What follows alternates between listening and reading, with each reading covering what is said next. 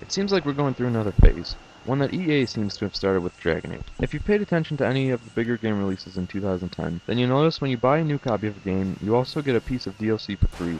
And if you buy it used, then you have to pay for the DLC. So far, most of this DLC has been pretty crappy. A few examples being the Mass Effect equipment and a 1 hour long mission, and the recycled Battlefield Bad Company map. The Signal is the first downloadable episode for Alan Wake. It's free if you bought the game new, but it'll cost you 560 Microsoft points if you bought it used. So if you bought Alan Wake new, you need to do 3 things. First, enter the code and start downloading DLC. Then, while it's downloading, check out the links in the description. And then third, play the DLC and enjoy the addition to the story. Of course, something needs to be said about the story. As Alan Wake is designed like a TV show, you should know that the story doesn't exactly progress very far in this episode. If anything, it just leaves you on a bigger cliffhanger, and the next episode has no release date yet. You might be better off not playing this DLC for a while, because all it does is leave you wanting more. I won't say any more about the story, because the DLC is pretty short and I don't want to spoil it for you. Where the DLC really shines is in the gameplay. Basically, there are these floating words surrounded by darkness, so when you shine your flashlight on the words, they will turn into whatever it says. Now in episode 6, the words didn't affect the gameplay much, but in the Signal, you can use these words to help fight off the enemies. At the beginning, usually all the words will do is give you ammo, but towards the end you'll be using these words to fight the Taken, and as a nice twist there are some bad words.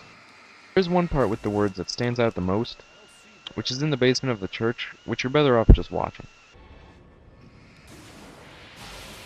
There's a few cool other moments like this. I won't show you these to avoid ruining how awesome they are. By far, my favorite part of this DLC is how hard it is. My first time through I played on the hard difficulty, and I died quite a few times. Often you will find yourself completely overwhelmed by enemies, which just makes the game that much more thrilling. Often you will find yourself completely overwhelmed by enemies, which just makes the game more thrilling. For you completionists, there are 8 achievements, 10 collectible alarm clocks, and 6 cardboard cutouts to read. The clocks are pretty well hidden, and the achievements are pretty tough. All the clocks are pretty well hidden, and the achievements are pretty tough. But of course this means there are no manuscript pages to find. Instead, Wake narrates what's happening through TVs in this crazy voice. Well, unfortunately, 560 Microsoft points is a bit of a high price for DLC that will only take about an hour and 45 minutes, and the story is basically just a tease. So if you really like Alan Wake, then get the DLC. If not, you probably already sold the game, so it doesn't matter.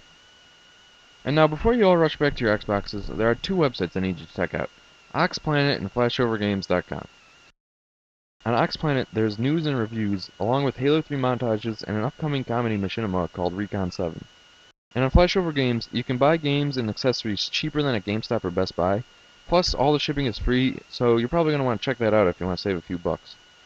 On Flashover Games, you can buy games and accessories cheaper than at GameStop or Best Buy.